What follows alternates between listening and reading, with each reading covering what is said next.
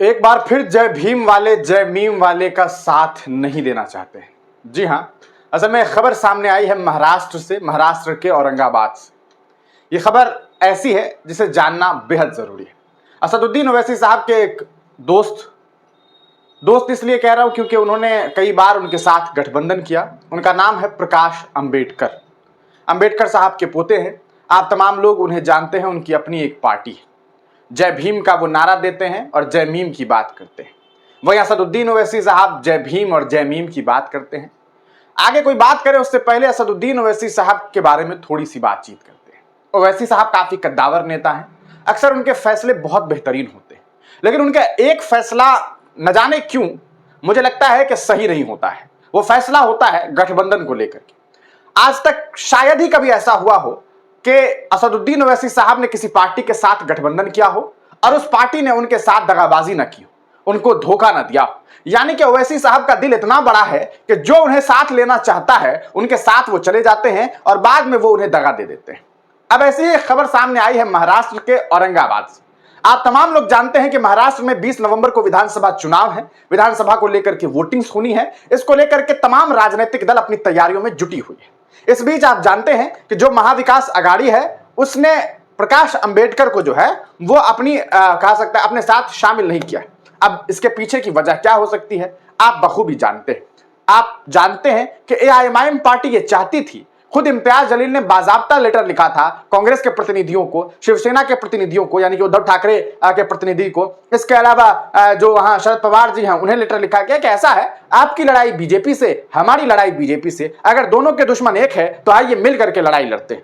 लेकिन सामने वाले ने असदुद्दीन ओवैसी साहब की पार्टी को, ओवैसी साहब को, इम्तियाज जलील साहब को इस काबिल नहीं समझा कि उनके साथ गठबंधन किया जा सके। ओवैसी साहब ने यह फैसला किया कि वो अकेले लड़ेंगे, अकेले चुनाव लड़ेंगे और फिर अपने कुछ कैंडिडेट्स का ऐलान किया। अभी लगभग 1 दर्जन के आसपास कैंडिडेट का नाम जो है वो अनाउंस हो चुका है महाराष्ट्र। ऐसे ही वहां से महाराष्ट्र के औरंगाबाद के पूर्व सांसद, आप तमाम लोग जानते हैं इम्तियाज जलील साहब, उन्हें 2024 के लोकसभा चुनाव में शिकस्त मिली। इसके बाद इस बार जब विधानसभा का चुनाव होना है तो एक बार फिर उन्होंने विधायकी लड़ने का ऐलान किया और ओवैसी साहब ने उन्हें औरंगाबाद ईस्ट से, यानी कि औरंगाबाद पूर्वी से जो है वो कैंडिडेट बना दिया। कहा कि ऐसा है कि आप फिर विधायकी लड़िए और विधायक बनकर के सदन में पहुंचिए और सदन में पहुंच करके अपना वही तेवर दिखाइए जो कहीं ना कहीं आपने पूर्व में जब विधायक आप बने तब और पूर्व में जब आप सांसद बने तब आपने जो काम किया उस काम की भरपाई, उस काम को पूरा करने का कार्य जो है वहां से करेंगे। लेकिन कहते हैं कि जब एक कैंडिडेट जमीन पर उतरता है, लड़ाई लड़ने की कोशिश करता है, तो उनके अपने ही कुछ लोग ऐसे होते हैं जो पकड़ करके टांग खींचना शुरू कर देते हैं। ऐसा ही हुआ कुछ इम्तियाज जलील के साथ। आपको बता दें, जो इम्तियाज जलील जिस सीट से वो चुनाव लड़ रहे हैं, पिछले बार भी वहां पर एआईएमआईएम ने बहुत मजबूती के साथ चुनाव लड़ा था। आपको बता दें, दूसरे नंबर पर गालिबन अब्दुल गफ्फार साहब उनका नाम था, कैंडिडेट का एआईएमआईएम से थे, अब्दुल गफ्फार या अब्दुल गफूर साहब। उन्होंने जो है वो बेहतरीन तरीके से वहां पर चुनाव लड़ा और 80,000 से ज्यादा मत जो है उन्होंने हासिल किए थे। 80,000 से ज्यादा, ये कम वोट नहीं होता है, 80,000 से ज्यादा वोट उन्होंने गेन किया। लेकिन इसके बावजूद वो चुनाव हार गए, वहां पर जो है उन्हें शिकस्त मिल गई। अब इस बीच ये खबर सामने आ रही है कि प्रकाश अंबेडकर साहब, जिनके साथ इन्होंने कभी गठबंधन किया, ओवैसी साहब ने गठबंधन किया, आज वही प्रकाश अंबेडकर साहब इम्तियाज जलील को हराने के लिए एक ऐसा फैसला लिया है जिसके बारे में सोचा नहीं जा सकता। जी हां, असल में चुनाव तो सब लड़ रहे हैं, तमाम पार्टी को चुनाव लड़ने का हक है, उनकी मर्जी है, वो जो करें। लेकिन एक होती है सहभागिता, एक होता है समझौता और एक है गठबंधन। अब देखिए, इस सीट से पहले ही यह ऐलान हो चुका था कि प्रकाश अंबेडकर की पार्टी के नेता भी चुनाव लड़ेंगे। वहां पर अफसर नाम के कैंडिडेट को प्रकाश अंबेडकर ने जो है वो ऐलान कर दिया और कहा कि हमारे ये नेता जो है यहां से चुनाव लड़ेंगे। लेकिन अब बड़ी चौंकाने वाली बात सामने आई है। वहां जैसे ही इम्तियाज जलील के चुनाव लड़ने का ऐलान हुआ कि इम्तियाज जलील साहब वहां से इस बार चुनाव लड़ेंगे, उसके बाद प्रकाश अंबेडकर की पार्टी ने अपने कैंडिडेट को वहां से बदल दिया है और एक मुस्लिम कैंडिडेट को लाकर के इम्तियाज जलील के खिलाफ खड़ा कर दिया है। कांग्रेस ने भी तब्दीली की है, लेकिन कांग्रेस ने नॉन मुस्लिम ही कैंडिडेट के साथ बदला, लेकिन प्रकाश अंबेडकर ने ऐसा नहीं किया। वहां पर भीम को बदलकर मीम करने की कोशिश कर दी गई है। अब सवाल यह है कि आखिरकार ऐसा क्यों किया गया? क्या प्रकाश अंबेडकर जी ये चाहते हैं कि वहां पर एक मुसलमान कैंडिडेट को खड़ा कर दिया जाए और वो वोट जो है जो इम्तियाज जलील के हिस्से में जाए वो बटे और एक बार फिर इम्तियाज जलील चुनाव हार जाए?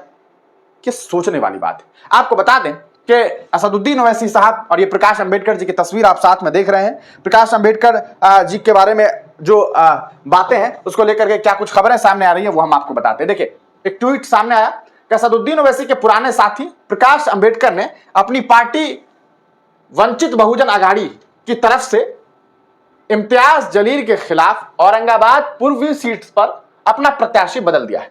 अब इस सीट पर विकास की जगह अब अफसर खान जो है वो चुनाव लड़ेंगे। प्रकाश अंबेडकर एआईएमआईएम को हराने के लिए किसी भी हद तक गिर सकता है, ये बात एक एआईएमआईएम के जो है समर्थक उनके द्वारा कही गई। सोचने वाली बात है कि जो भीम और मीम का नारा देने वाले लोग हैं, आखिरकार वो मीम के साथ इस तरह का काम क्यों कर रहे हैं? क्यों प्रकाश अंबेडकर जी ऐसा काम कर रहे हैं? जब उनकी लड़ाई बीजेपी से है, उन फासिस्ट ताकतों से है, तो क्यों नहीं इम्तियाज जलील जैसा कैंडिडेट को जो है समर्थन दे देते? उन्हें तो चाहिए था कि अगर वो चाहते तो अपने कैंडिडेट को जो है वहां से हटा देते और कहते कि हमारा खुला समर्थन इम्तियाज जलील को है क्योंकि वो एक बेहतरीन कैंडिडेट है। आप इस पूरे मामले को किस तरह से देखते हैं? मैं फिर कह रहा हूं, चुनाव लड़ना तमाम लोगों का हक है। प्रकाश अंबेडकर जी को यह आजादी है कि वो किसी को चुनाव लड़े, किसी भी समाज के लोगों को चुनाव लड़ा दें, किसी भी इंसान को, किसी भी धर्म, किसी भी मजहब, किसी भी प्रांत के व्यक्ति को वो चुनाव लड़ाएं। इसमें कोई दिक्कत और कोई मसले मसाइल नहीं है। संविधान आपको इस चीज का इजाजत देती है, संविधान आपको इसकी इजाजत देती है। लेकिन सवाल यह है कि क्या आप वाकई फासिस्ट ताकतों से लड़ना चाहते हैं? क्या आप वाकई चाहते हैं कि भारतीय जनता पार्टी और एनडीए की जो कह सकता है जो एनडीए है उसे आप हराना चाहते हैं, या फिर आप बस ये चाहते हैं कि हम चुनाव लड़ें और सामने वाले को नुकसान हो तो हो, कोई मसला नहीं।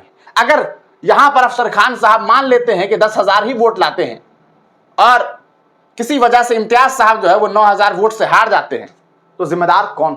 हालांकि इस बार यहां एआईएमआईएम पार्टी काफी मजबूत दिखाई दे रही है, लेकिन इस फैसले ने, प्रकाश अंबेडकर जी के इस फैसले ने लोगों को काफी निराश किया है। और लोग कह रहे हैं कि जय भीम और जय मीम का नारा तो देते हैं, लेकिन जब जरूरत पड़ती है जय मीम वालों को, तो फिर इस तरह से उनके साथ धोखेबाजी की जाती है। आप इस पूरे मामले को किस तरह से देखते हैं? अपनी राय कमेंट सेक्शन में जरूर दीजिए।